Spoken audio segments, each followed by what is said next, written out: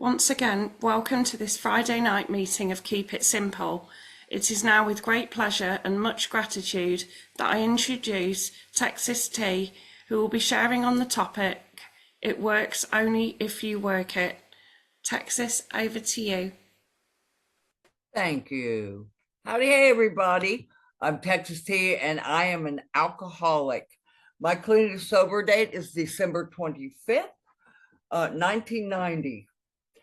And it is a joy to be here. I know that you mentioned before you introduced me that you thanked me for sacrificing my time. And I got to say, this is no sacrifice. This is such a joy. Thank you so much for having me and appreciating my message enough to ask me to come speak. I really, really love this program. And I love the name of this meeting. That is my favorite slogan. Keep it simple. Because I don't know about any of you. I'm only going to talk about my own experience. So take what you want, leave the rest. You know the drill. What I do have to say about that, keep it simple, is when I came into these rooms, I with my, because my disease centers in my mind, and I have an unmanageable thought life. That's what happens here for me. And I have this warped mind that is plagued with alcoholism and ego that overthinks everything because it wants to feel important and it wants to think I know it all.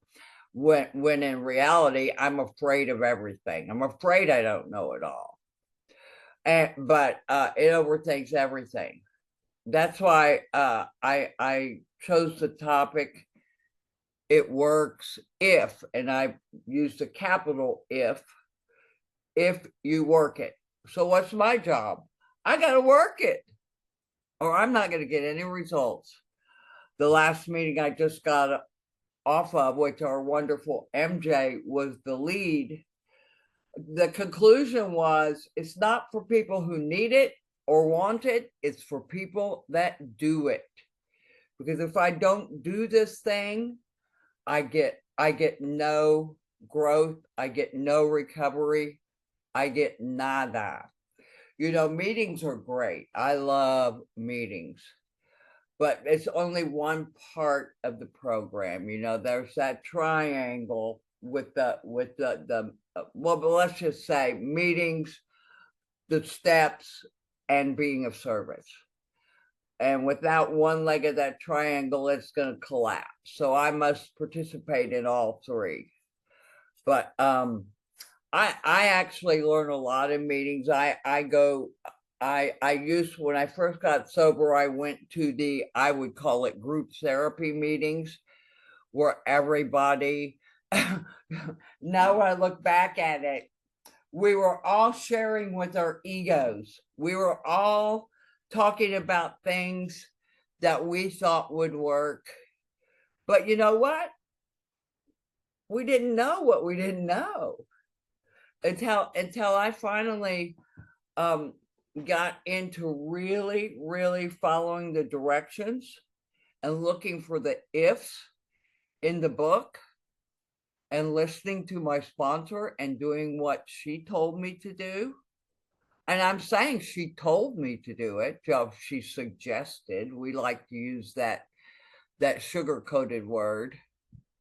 But, you know, she told me what she suggested I do that worked for her. Now, I strongly suggest that as a newcomer and also the returnees, and I've been around for a while, so I've seen the reason people relapse is because they stop doing the ifs in the book. They stop doing the work. They stop going to meetings. I love Cameron F. I love the way he talks backwards about the steps. What happens if I'm going to relapse, what takes me out. Okay, I may be working the steps because, you know, for the first couple of years I'm really serious about this, da da da da. And then after a while I'm like, you know, I already know all this, I don't need it anymore. So, you know, he starts from step 12 and counts back. You know, step 12, I stop helping others, I stop applying it in all my affairs. Step 11, I don't even pray and meditate anymore. Step 10, you know what? If I'm enjoying my bad behavior, I'm not going to ask God to remove it.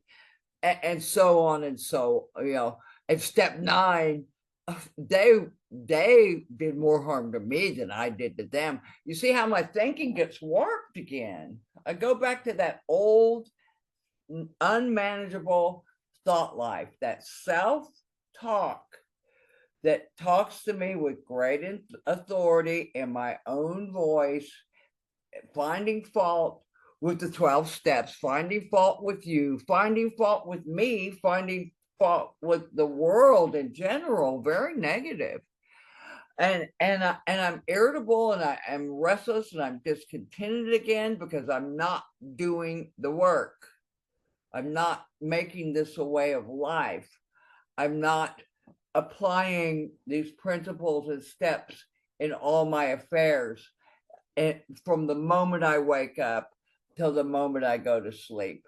Now, all the directions are in the book, you see, but you know, in step 12 and in the 12 and 12, it tells me that I didn't build this character overnight.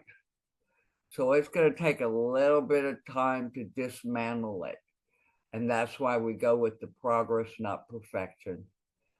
And you know, it's amazing. I'm 34 years sober, and then on Christmas Day this year, I'm gonna be 35 years sober, and I know I'll make it. Now, if I don't, y'all can just call me a liar later. But but the thing is, the beauty of this program is I live it from the moment I wake up to the moment I go to sleep. But I'll tell you how I do that in a couple of minutes. But I just want to let you know, I'm never going to stop growing. Just recently, more has been revealed, and more will always be revealed. And you know what that revelation does? Brings me closer to my higher power. And I'll tell you a little bit about how I formed a relationship with that higher power, and how each of these steps, because step 2 sets me up for step 3, and then I got to take step 3 into step 4 and the rest of the steps. And that's one way I build my relationship with that higher power. I asked it to help me with the following steps after step 3, because it's a good use of my will. It tells me that's the best use of my self-will, is to not act on my self-will with my diseased mind and my ego. It's to try to form a relationship with that higher power. Now, that wasn't easy for me either, and it wasn't quick. It took effort. But as I say, this program is not for the people that want it or need it. It's for the people that do it. So what was my thing? I needed to do it, and I needed to keep doing it. And I'll tell you why I kept doing it, because sometimes my mind would tell me this is too hard. You know, the what in order, I can't go through with it. You know, and I would go, oh my God, this is wearing me out. It's exhausting. And but then I would have that intuitive thought that I know was God-given. And I use the word God. You can call it spirit, you call it whatever you want, power of the universe. I use God out of convenience. It's a name. It's like Bob, Sue, Jack, whatever. So anyway, God gave me an intuitive thought when I was having that, oh, what an order, I can't go through with it day, and said, yeah, but you don't know, you know what's behind you, but you don't know what's in front of you. unless you do this work. And I thought, yeah, because, my curiosity, I don't know what it's like if I do this work. And I want to find out. And that kept my feet going forward. But and I knew it was hard, and I knew that I would have those one in order I can't go through with it days. But that intuitive thought being planted in my mind by my higher power kept me going forward, because you know what? I don't know. I don't know about you, but I'm always curious to find out what's going to happen next. Sometimes if I'm in my disease of alcoholism, I'll get in fear over it. Oh my God, what's going to happen next? Oh my God, uncertainty. That means I'm not trusting or relying on my higher power. And you see, because of step 10, I catch that all the time. So I'm going to try to go through the steps really quickly for everybody to see where one connects dots to the next. But I rely on my step 10 and 11 and 12 every day. Step 10 is a combination of the first 9 steps. So, and it's one small paragraph in the book with very thorough, easy directions, even for an overthinker like me. Very easy to follow these directions. Same thing with the nightly review. Same thing with Upon Awakening. It tells me before I start my day. What does that mean? That means before I start my day. that I talk to my higher power. And I surrender again. I surrender the power of me to that power, because I don't want to be the woman I am when I'm in the power of me. I don't want to be plagued with selfishness, self-centeredness, self-seeking, character defects, and fears. I don't want to be plagued. That's what I could beg my God in the morning. I beg of you, divorce me from all of that. I don't want to be that woman. Help me become the woman you want me to become. Help me learn to practice these spiritual principles in all of my fare. My higher power is the best teacher I've ever had. My higher power is the best reliable support I've ever had. It's amazing. You won't believe. I used to think, oh my God, I'm asking God for too much help. I gotta cut back. You wouldn't believe what I have learned in my journey building this relationship with the power greater than me. I've learned, like the other day, my mantra was, I need your help. I need your help. I need your help. I need your help. And guess what? I didn't feel guilty for 1 second, because when I need God's help, God's there to help me. God doesn't leave me, I leave God. And that's why that 10th step, which I harp on all the time, I have to watch my mind for when I have left the power that helps me and gone back to the power that hurts me. It tells me that I need to find a new power. Well, that step 1, I'm powerless over alcohol, and then and drugs, and then I find out later I'm powerless over my career. I'm powerless over my boyfriend. I'm powerless over other people. I have expectations of other people that leads me to have resentments, which is a good thing, because when I get to step 4, I got something to do, right? Because my expectations have given me many resentments. So I'm one of the lucky ones. I've had a couple of sponsors that say, I don't have any resentments, and I'm like, you have never been angry because you didn't get your way.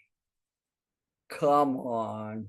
And then we talk, and I suggest and then they're, oh, I better get busy. And I'm like, yeah, well, I'm glad that we put the chink in your armor, baby, because that's just it. And I have learned a lot about sponsoring people through the years also. So if anybody ever has any questions, just hit me up. I may not have all the answers, but I've got quite a few. Anyway, and I'm not a sugarcoating sponsor, and one of my sponsees is on this meeting, and she will attest to that. But I'm not mean. I just had a sponsor that told me the truth. I was always mad at her till I went home and I thought about what she told me, because my ego was mad at her. But I get home and I think about what she said, and I would have those revelations because everything she told me was in the book. Get a sponsor that can point things out that are in the book. I'm telling from my own experience, all the answers to all my problems are in the book of Alcoholics Anonymous. And how do I know that? Experience.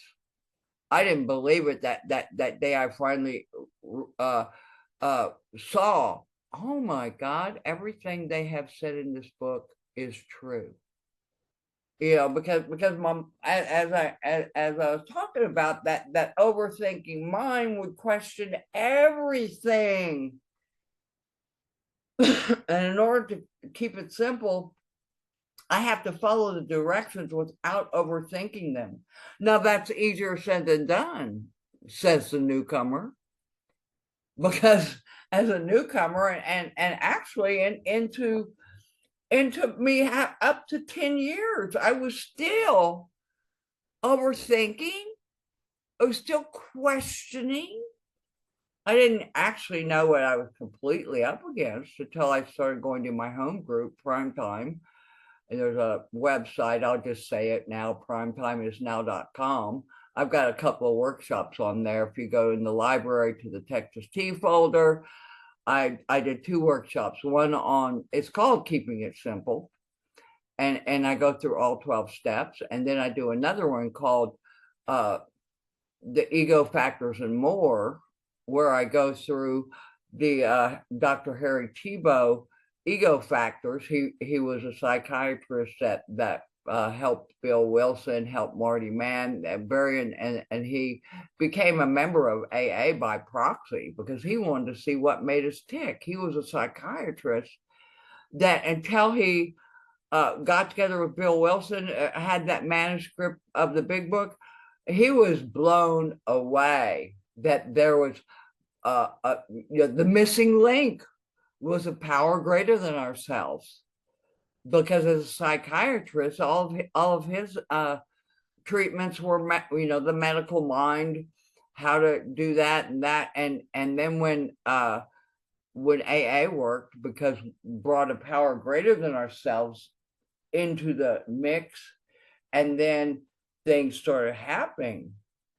Because on our own power, we couldn't fix a broken mind with a broken mind. I needed to go outside of that broken mind that I totally depended and relied on to run the show.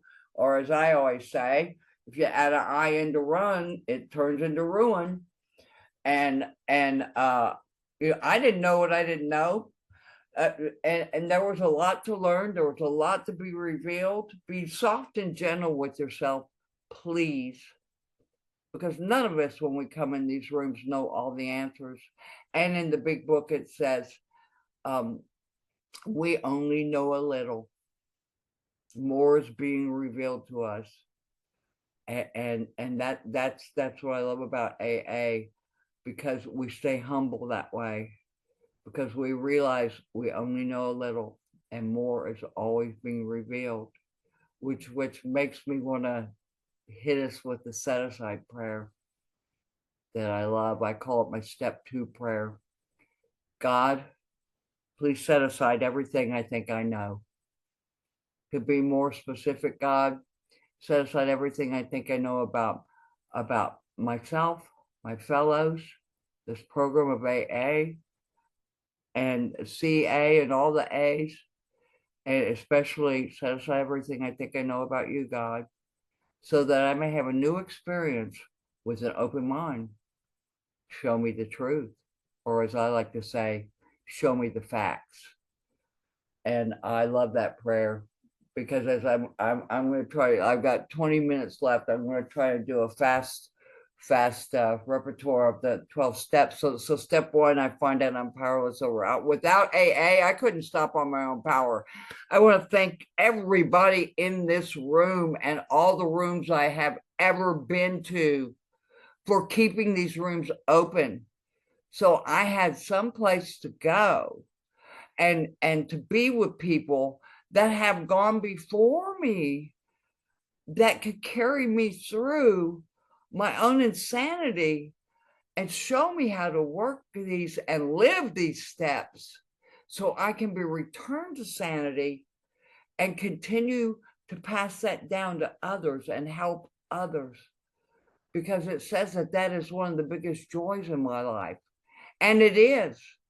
And the thing is, I never get rusty in my AA program if I have sponsees, because I'm continuously reading, rereading, rechatting about all of this material, that the 12 and 12, the big book, and the Harry Tiebout ego factors, because I love those, because I had no idea what ego was until I found out from these ego papers, and I was blown away, and because more needed to be revealed to me about what I was up against.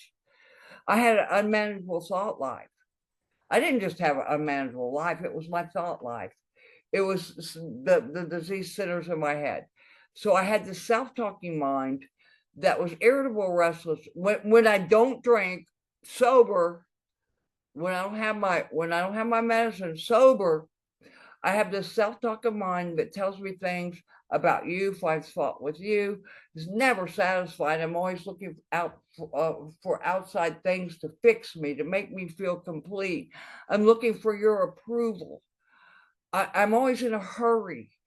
I want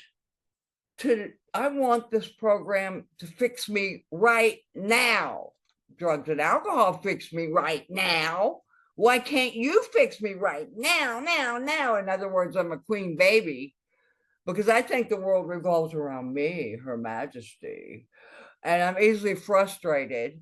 But if I don't get my way, off with your head. You make it on my resentment list, and queen baby is not pleased. I have an infantile ego. They call that immature. How dare they, queen baby says. Well, just to look in the mirror will tell me the truth.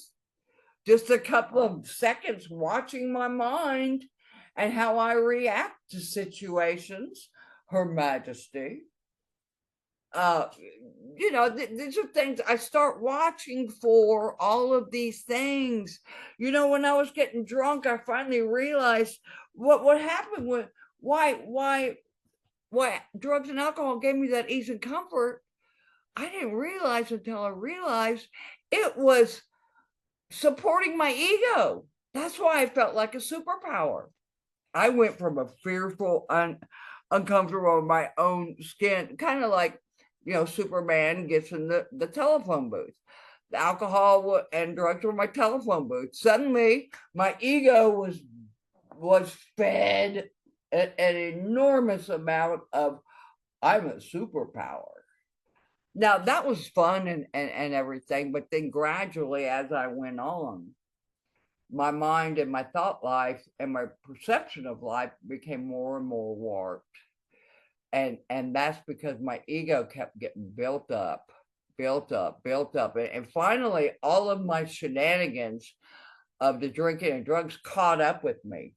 So what was I left with? Well, what I described earlier. Without drink or drugs, I'm irritable, restless, discontented. I'm self-centered. I'm selfish.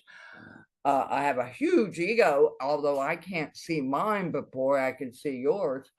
And so this program exposes me to this so that I know, oh, that's why I need step 2 pretty bad, because if that's the power of my life, all it really creates is suffering. When I try to run the show, I may get my way for a minute or two and feel all puffed up, and then I become cocky and then I get knocked back down, and then instead of being superior, I become inferior. Oh my God, I was such an idiot. I can't believe I acted like that.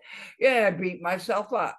Now that is my life 24/7 without doing the work. I could go back to that. Well, after this meeting, if I wanted to, all I have to do is stop talking to my higher power and go back to the power of self and start running the show. Start making all the decisions with a broken, warped mind. So anyway, that catapults me into step two. Now, step two, I probably won't get to go through all the steps, but I'll get the foundation down here. Because you know what, that G word really bugged me. And when I came in, I had all my old ideas and my prejudices. You know, they talk about that in the book too. I got to let go of all my old ideas. Well, I have to start noticing what my old ideas are. And that's where a sponsor comes in, because my sponsor asked me what my concept of a higher power was. I told her, and she says, you know, those are old ideas. Have you ever experienced trying to build a relationship with a higher power? And I had to say no. So all those old ideas my mind was telling me was all hearsay. I had no experience with those ideas and thoughts and opinions. They were just opinions. And she said, that's what an open mind is. You don't go with your opinions and your old ideas and your prejudices. You start fresh. You have an experience with something. And like in step 2 in the 12 and 12, it says I can be like a scientist. Scientists research again and again, always with the open mind. So had I ever researched or experienced trying to build a relationship with a higher power? No. Could I maybe get to know that power and find out maybe if it's going to work for me? If I need a new manager in human life, what do? I get together with them, I talk with them, I get to know them, I find out if I can trust them. And I could do the same thing with a higher power, because a higher power is going to become my new manager. Now, see, that was easy. I would have never thought it up, but someone from the podium in primetime shared that simple application. And I thought, I can do that.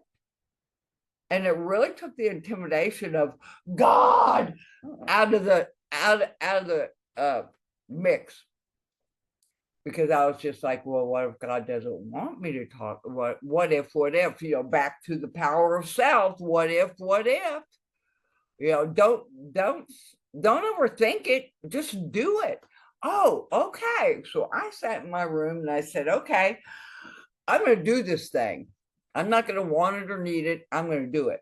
So I'm sitting here talking to you. I'm talking to an invisible air. There's nothing here, but I'm going to talk to you anyway, because these prime timers told me that that's how I get to know somebody.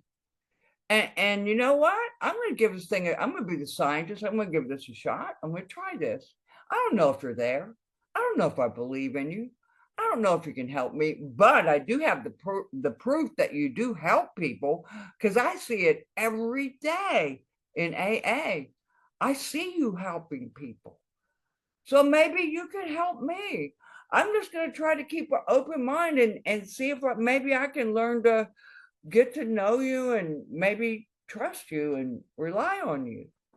Fast forward, I wouldn't go anywhere, and I don't, because I can take my higher power anywhere, without my higher power, because the more I sat and talked with that higher power and got to know it, the more I could see I wanted to be more like my higher power. I wanted to live in my higher power's world. Anytime my self-will gets me in trouble and I go to my higher power gets me out of the trouble with grace and dignity, drama-free.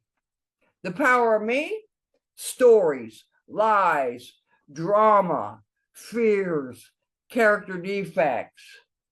eventually I want what my higher power has, and I will go to any lengths to get it, because I start seeing, because you see, I have a conscious mind. I'm sitting in the middle, I'm watching the power of me and all its devastation, and then I'm watching the power of my higher power, and I start seeing, wow, I don't want to be that woman. I don't regret my diseased mind and my ego. I just accept it for what it is. I have no grievance with it, because now I have a higher power that helps me love and accept everything. That's why I love these prayers. Like the Serenity Prayer. I like to sit with prayers and think about what each line means. And I had to get really honest with myself. I'm saying these prayers, but am I doing them? Another thing. I can say, head knowledge avails me nothing. I can know these prayers, but can I do them? Especially the part, accept the things I cannot change. I sat with that. And man, I use that all the time now, because I sat with that. And I'm like, you know what? I got to start practicing this. These are things I must practice, practice, practice, practice, practice, moment to moment to moment to moment. That is how I treat my alcoholism. So we signed our contract with our new manager in step 3. As step 3 says, I make this decision. Okay, I made this decision. I'm going to let some other power manage my life, but I'm still getting to know this power. I'm still building a relationship with it. And in human life, you don't, the relationship with if you hire a manager, it evolves. Same thing with this higher power. Now, how am I going to evolve this relationship? I'm going to move on to step 4, and I'm going to bring step 3 into step 4 and ask my higher power to help me do this step 4 inventories. Because on my own power, I can't see the truth. Because and then in the book, in the big book, it tells me it's fact finding and fact facing. Now, come on. Well, I'll ask myself. You could ask yourself if you like. With what I know about the power of me, is it gonna tell me the truth? Is it going to be able to fact find and fact face when all it does is blame everybody else and it's everybody else's fault? For me, I think not. I have to ask God, you know what? On my own power, this ain't going to happen. Please help me find the facts and help me face them. So instead of making it a big drama, God can help me carry me through the emotional pain I may experience while I'm fact finding and fact facing. But God will also help me be the observer of these things, because God is there with me. I'm not doing it alone. I have the best support system in the world. I have a loving God that loves me through everything. So I've got a great ally with this higher power. Why wouldn't I want to bring it in? Because, yeah, a lot of this fact finding and fact facing can be very painful. That's why I need my higher power, and I need a sponsor that can point things out in a loving way that I might miss, and to make me understand that everybody has these character defects. Everybody has these fears. Everybody, has these resentments, that I'm no different than anybody else, but that there is a solution. And in that step 4, more is revealed, and I get to start seeing what my troubles are. And the great thing about that step 4, It's the resentment show me what, I need to ask God to remove. Is it will never, step 6 sets me up for step 7. Step 6 asks me if I'm willing to do step 7. Am I really willing to let God run the show? And and the resentment show me my ego big time, that I get mad all the time because Her Majesty the baby doesn't get her way. People aren't serving me. They're not doing what I think they should do. And that's called selfish, is self-centered and self-seeking and fearful. And I get to start seeing a bit of me and how my ego functions in my world. 5 minutes. Okay. Thank you, darling. Was that a 5? Was that a 5er? Did you give me a 5er? Woohoo. High 5, girl. And my fears, my fear inventory shows me how I'm not relying on my higher power, how I'm not trusting my higher power.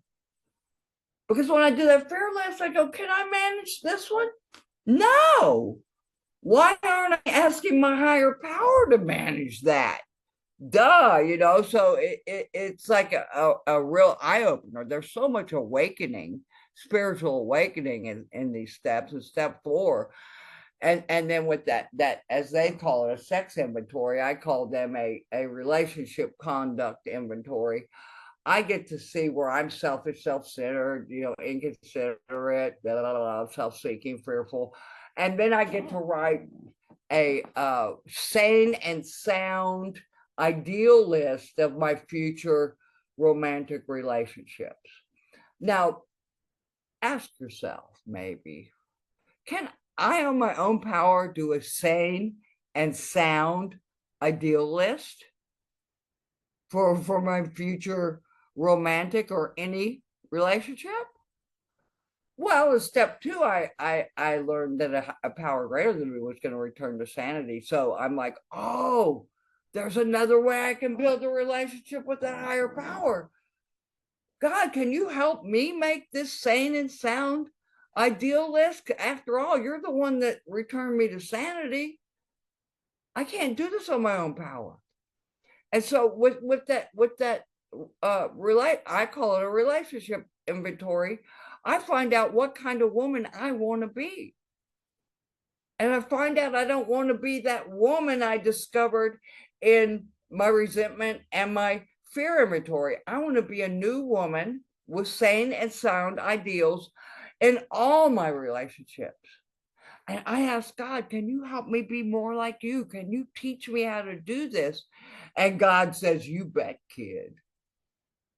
And I always like to say, oh, and that resentment inventory, I got to see how I had expectations of others all the time. These are things I watch for. There's so much to talk about, and I have less than 3 minutes.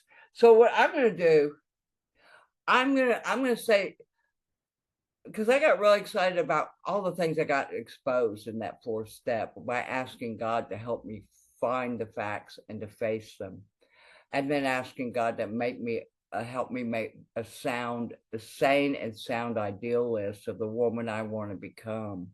Now I'm going to continue to ask that higher power in step 6 and step 7 and step 8 and step 9, because I want to build a relationship, because I'm seeing how when I work with that higher power, how more becomes clear to me without me having to struggle. And so when I get to that step 10, it combines, step 1 through 9, and it just tells me, here's my next job. I watch my mind from the minute I wake up to the minute I go to sleep. And when these things crop up, the fears, the character defects, the expectation, whatever it is cropping up, that puts me in my dis-ease, and it is that woman I don't no longer want to be, I pause and I turn and I ask. I turn to my higher power immediately and ask God to remove that fear, that the character defect, that behavior, so that I don't act out on it. I don't react in the way from that woman I no longer want to be. And I ask God, how would you like me to react? Show me the woman you want me to be, building an even stronger relationship with that power. And then it tells me to if I need to call somebody and discuss it, do that. And if I need to make it amends right away, do that. And then for me to go out and help somebody else. And I tell you what, that going out to help somebody else, it keeps me out of me off my little troubles every day. And then, you know, and we already talked about upon awakening, I'm gonna say, please God, divorce me from all of my stuff and guide me with your. I don't want to be that woman anymore. Help me become that new woman that you want me to be, and show me how to live moment to moment to moment. You see, and so the steps tricked me into building this relationship with a power I didn't even know I believed in, and it tricks me into living moment to moment to moment with this power. And it tricks me into watching my mind to see who I am, and then find out who I want to be. And that higher power is with me every step of the way. And it tricks me into helping others and to practicing this in all my affairs. I become awakened because of these steps. And the thing is, here's my job: stay awake, and God could and would, if, a big if, he were sought. Seek and improve. I love you all. Thank you for your time and your attention.